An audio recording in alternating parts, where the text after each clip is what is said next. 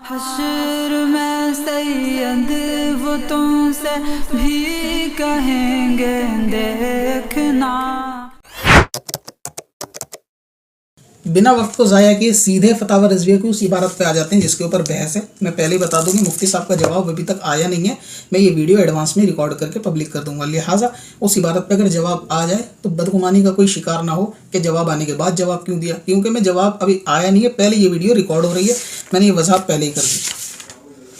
یہاں اعلیٰ حضرت تصویر کے تعلق سے یہ کہہ رہے ہیں کہ جو حکایت و فہم ہے وہ ناظر کا ہے، یعنی ناظر اس کو دیکھ کے دیکھنے والا اس کو کیا سمجھ رہا ہے۔ فرماتے ہیں اگر اس کی حکایت محک انو یعنی جس کی حکایت کی جا رہی ہے اس کی حکایت یعنی تصویر کی حکایت حیات کا پتہ دیتی ہے، یعنی تصویر دیکھنے سے حیات پتہ چلتی ہے، اور آگے وضاحت بھی کر رہے ہیں، یعنی ناظر یعنی دیکھنے والا یہ سمجھے کہ گویا یہ جو تصویر ہے وہ زندہ کو دیکھ رہا ہے، تو اعلیٰ حضرت کہہ رہے ہیں تو وہ تصویر ذی روح یعنی زندہ کی سمجھی جائے گی۔ آگے ارشاد فرما رہے ہیں اگر حکایت حیات نہ کرے یعنی زندہ ہونے کی خبر نہ دے، اور ناظر یعنی دیکھنے والا اس کے ملاحظہ سے جانے، اسے دیکھ کر یہ جانے کہ یہ حی کی صورت نہیں یعنی زندہ کی صورت نہیں بلکہ میت و بے روح کی ہے، یعنی دیکھنے والا اس کو جانے کہ یہ زندہ کی صورت نہیں بلکہ میت کی صورت بے روح کی صورت ہے، تو اعلیٰ حضرت فرما رہے ہیں تو وہ تصویر غیر جاندار کی مانی جائے گی۔ یہاں تک بات بالکل کلیئر ہے۔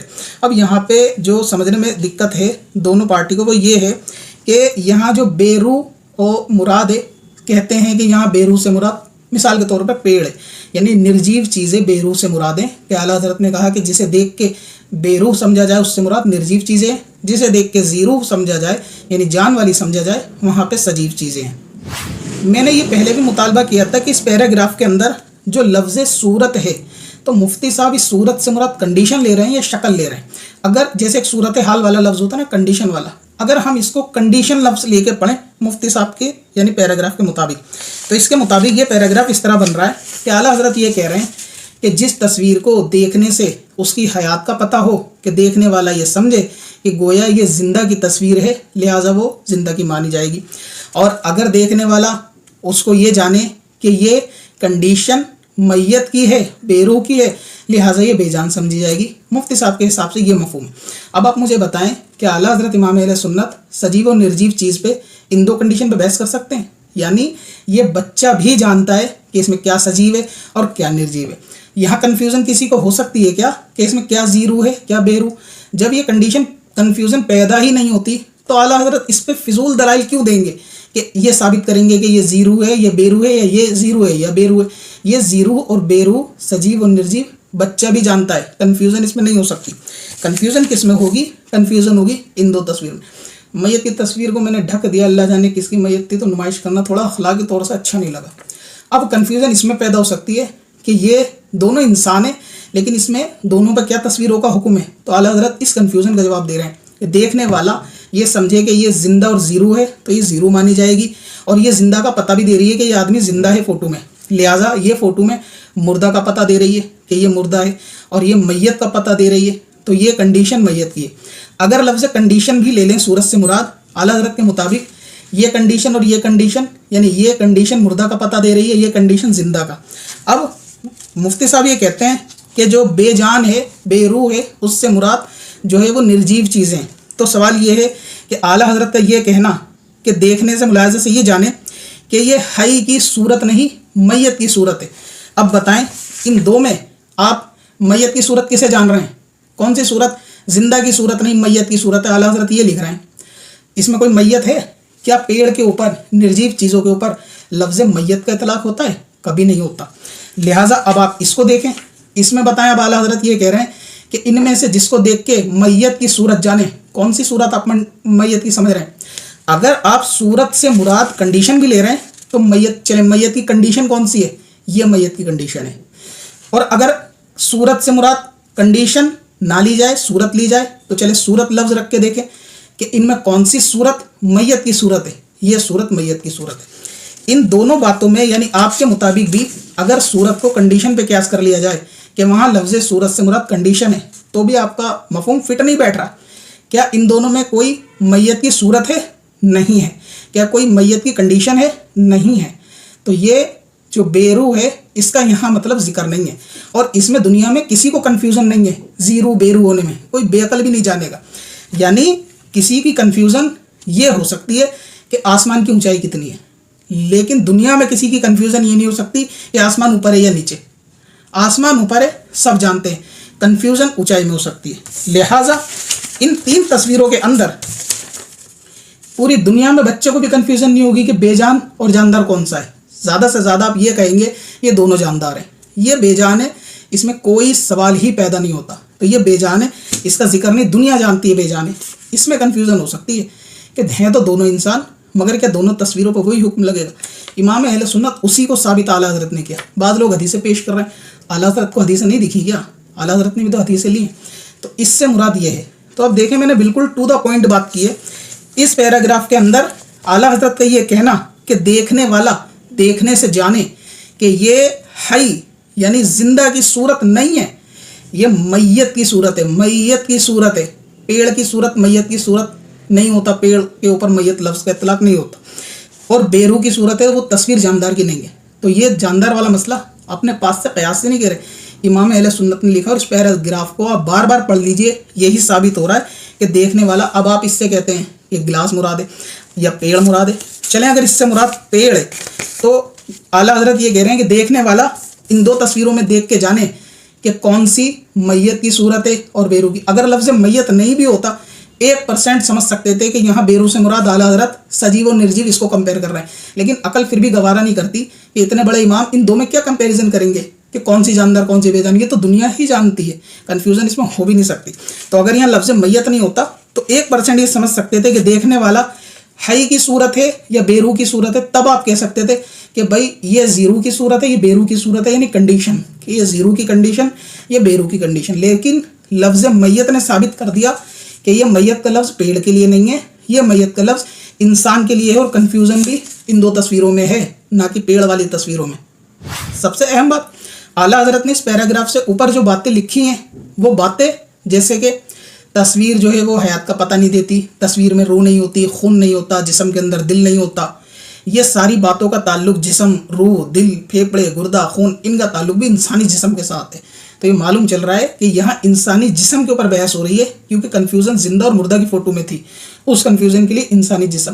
کیا پیڑ کے بات کو یہ ثابت کرنے کے لیے اعلیٰ حضرت یہ کہیں گے پیڑ کی تصویر کے ساتھ اور زندہ کی تصویر کے ساتھ کہ دیکھو اس کے اندر تو خون وغیرہ کچھ نہیں ہوتا، دل گردہ کچھ نہیں ہوتا، پیڑ کے اندر تو یہ چیزیں ویسے بھی نہیں ہوتی.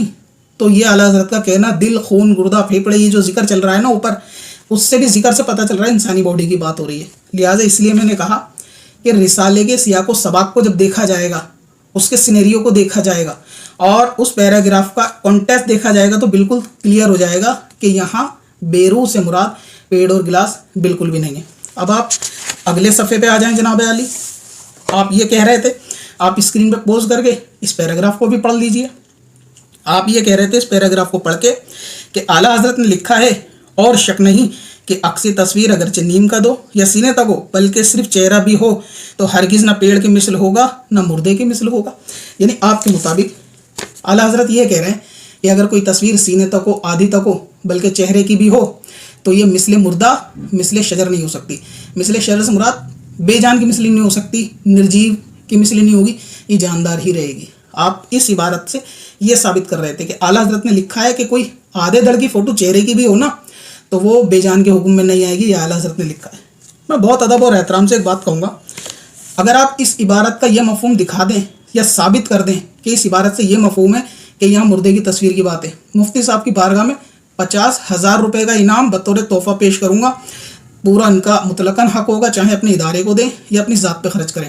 اور اس لیے نہیں یہ کوئی چیلنج ہے، بھائی اس خوشی میں کہ چلو اس عبارت کا وہ مفہوم میں نہیں سمجھ پایا جو ہمارے بڑوں نے ہمیں سمجھا دیا، صرف سمجھ میں خوشی میں ان کی بارگاہ میں پیش کروں. رقم بہت چھوٹی ہے لیکن میں ادباً یہ چیز عرض کر رہا ہوں، کیونکہ مفتی صاحب نے پچھلی ویڈیو میں یہی کہا تھا کہ دیکھو یہ عبارت میں تو اعلیٰ حضرت نے لکھا ہے کہ اگر کوئی آدھا فوٹو بھی ہو، چہرے کا فوٹو بھی ہو، وہ کبھی بے جان کا فوٹو نہیں ہو سکتا، وہ جاندار ہی رہے گا. اسی لیے یہ ایسا مسئلہ ہے. اعلیٰ حضرت نے یہ فوٹو میت کے لیے یہ عبارت نہیں ہے محترم مفتی صاحب، یہ عبارت اس تصویر کے لیے. اور یہ کیا ہے وہ آگے کا پڑھنے کے بعد ظاہر ہو جائے گا. اس لیے پورا کانٹیکسٹ کو سمجھنا، عبارت کو لائن بائی لائن پڑھیں گے تو کچھ بھی مطلب نکالا جا سکتا ہے. ٹھیک ہے، علم فقہ کا میدان وہ میدان نہیں کہ ہر آدمی پڑھ کے ہر عبارت کو سمجھ لے، یعنی جس کو اللہ سمجھ اور توفیق دے، نبی پاک نے فرمایا جس کو اللہ دین کی سمجھ دے اس کو دین کا فقیہ بنا دے گا۔ تو اس میں کوئی شک شبہ نہیں، عمر میں چھوٹے بڑے ہونے کا کوئی مسئلہ نہیں، غلطی کسی سے بھی ہو سکتی ہے، بس تسلیم کرنے کا جذبہ ہونا چاہیے۔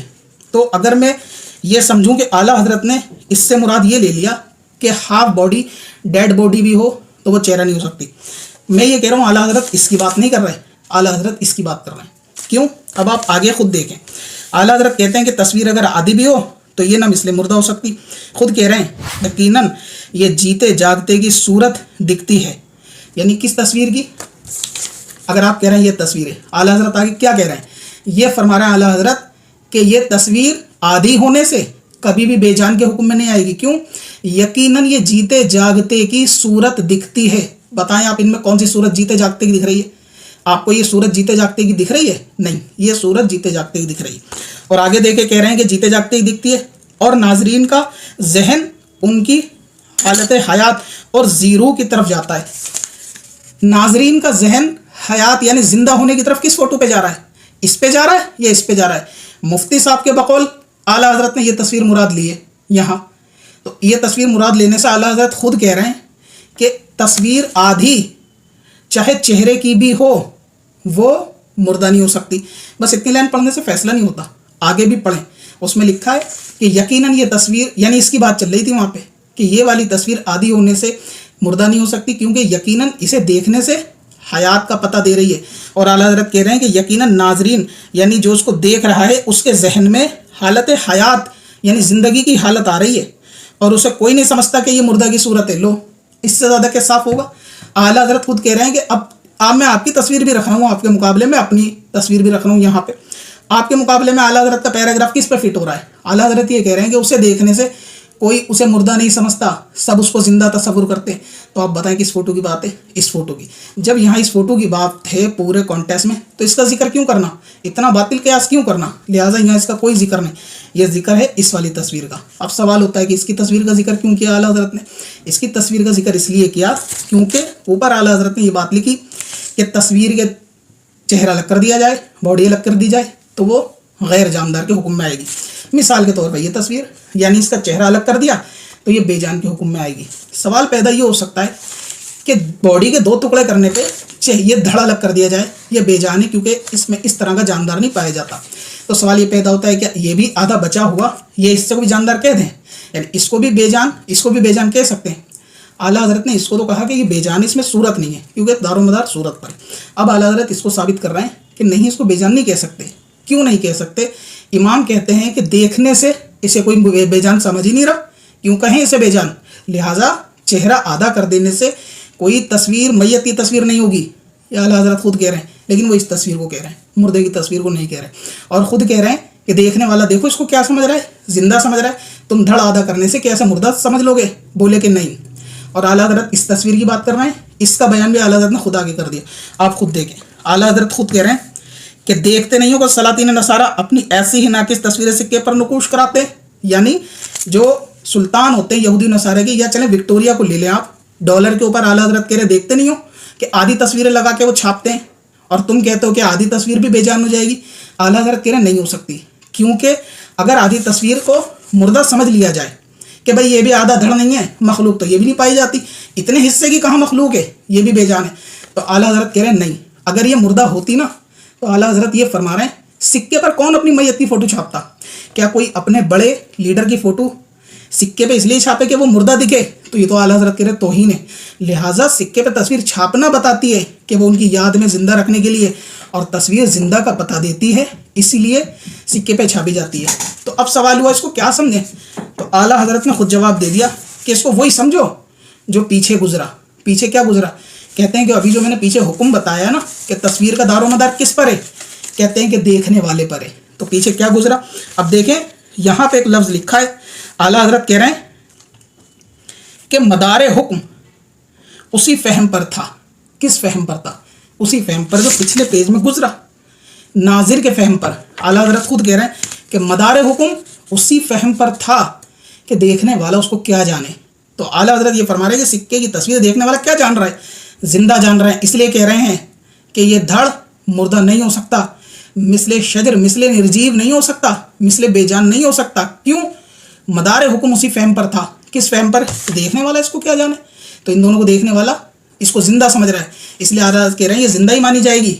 आप ये ना समझे कि धड़ अलग हो गया मुर्दा है, और ये भी ना समझे कि ये शख्स हकीकत में आप दुनिया में नहीं है तो मुर्दा हो जाएगा। बोले नहीं, ये जिंदा तस्वीर में दिख रहा है, बस यही माना जाएगा। ये तस्वीर में मुर्दा दिख रहा है, यही माना जाएगा।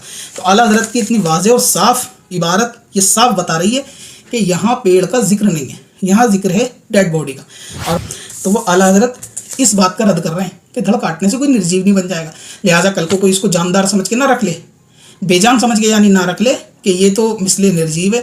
इसको इमाम ने रद्द किया कि ये मिसले निर्जीव नहीं हो सकता। तो आला हज़रत की ये सारी बातें सिक्के पर नक्श कराने की फ़ोटो की मिसाल देना बता रही है कि यहाँ डेड बॉडी का जिक्र नहीं। आला हज़रत तो खुद कह रहे हैं कि भला सिक्के पे कोई डेड बॉडी की तस्वीर नकल कराता है? ये तो खुद कह रहे हैं, यानी इसकी नफ़ी कर रहे हैं कि डेड बॉडी कोई नकल नहीं कराता, लिहाजा जो भी नकल कराता है वो उसकी हयात का पता देती है। और हुक्म का जो दारो मदार था वो किस पर था? नाजिर के फहम पर था। अब जो नाजरीन इसको देख रहे हैं मैं उनके फहम पर छोड़ता हूँ, इसमें से कौन सी तस्वीर आपको जिंदा का पता दे रही है, ये तस्वीर या ये तस्वीर? कौन सी तस्वीर आपको मुर्दा का पता दे रही, ये तस्वीर या ये तस्वीर? इसी को आला हज़रत ने साबित किया है कि जो तस्वीर जिंदा की सूरत, जिंदा की मैयत सूरत दिखाए वो जिंदा की, जो तस्वीर मैयत बेरूह की सूरत दिखाए वो मैयत बेरूह की। लिहाजा धड़ के आधे होने से ये नहीं होगा कि धड़ आधा हो गया तो हम ये कहते हैं ये बेजान है, बेजान नहीं हो सकता। लिहाजा मुझे बातें और भी करनी थी लेकिन ये पार्ट लंबा ना हो इसलिए मैं इसको यहीं ख़त्म कर रहा हूँ। मुफ्ती साहब और आवाम के लिए बस इतना ही था, देख लीजिए। अगला पार्ट अब मेरे फॉलोअर के लिए हो सकता है, बाज़ लोगों के पेट में दर्द होता है 4 पार्ट क्यों, 5 पार्ट क्यों? अरे भाई मेरा चैनल है, मैं 10 पार्ट डालूँ, 100 पार्ट डालूँ, मैं नसीहत करूँ या कुछ भी करूँ या किसी अखलाक का दर्ज दूँ, अपने फॉलोअर के लिए तो मैं वीडियो डालूंगा ना। लेकिन अगर आपको मैं धोखे में रखूँ कि किसी पार्ट में जिक्र ना करूँ तो आपका वक्त ज़ाया होगा। मैं ये चीज़ पहले ही वाज़े कर देता हूँ कि ये पार्ट के अंदर इसका जिक्र होगा, मुफ्ती साहब को ये पार्ट भेज दो। बाकी पार्ट में अगर मैं जिक्र नहीं कर रहा आप समझ लो कि वहाँ पे मैं फॉलोअर से कलाम कर रहा हूँ। अब सवाल ये होता है कि अगर मान लिया जाए फॉलोअर से कलाम है तो 1, 2, 3 पार्ट क्यों डाला? क्योंकि वो इस बहस से जुड़ा हुआ मुद्दा है, अखलाकियात हो या फिर किसी भी चीज़ का दर्स हो, नसीहत का दर्स हो, वो इससे जुड़ा हुआ है। इसीलिए जो है मैंने वो अलग पार्ट के अंदर सीरीज़ में 1, 2, 3 डाल देता हूँ ताकि लोग सीरियल वाइज देखने वाले उसको देख लें। लेकिन मुफ्ती साहब का वक्त ज़ाया ना हो, मैं वीडियो के शुरू में बोल देता हूँ कि ये जवाब मुफ्ती साहब के लिए, तो आप सिर्फ उनको वो जवाब दिखाएं। बाकी पार्ट देखना चाहें ना देखना चाहें आप पे डिपेंड करता है, बट ज्ञान ना दें कमेंट में कि क्यों बनाए तीसरे। भाई मेरा चैनल है, मैं 100 पार्ट बनाऊँ, 200 पार्ट, मेरे फॉलोअर देखते हैं, मुझे सुनते हैं, इसलिए मैं बनाता हूँ। इरादा तो था कि मैं इन फतवों पर बात करूँ, ये जो मुफ्ती साहब ने दिखाया, मेरा पूरा इरादा था कि मैं फतवों पे पहले बात कर लूँ और ये इबारत तीसरे पार्ट में लाऊं। लेकिन कमेंट सेक्शन के अंदर बेसब्रे लोगों ने इंतहा कर दी, बोलते हैं गैर ज़रूरी बातें करते हो, इधर उधर की बातें करते हो। लिहाजा मैं तीसरा पार्ट अब बाद में लाऊंगा, इस फतवे पे मैं अगले पार्ट में बात करूंगा। सुननी हो तो ठीक, नहीं सुननी हो तो कोई बात नहीं।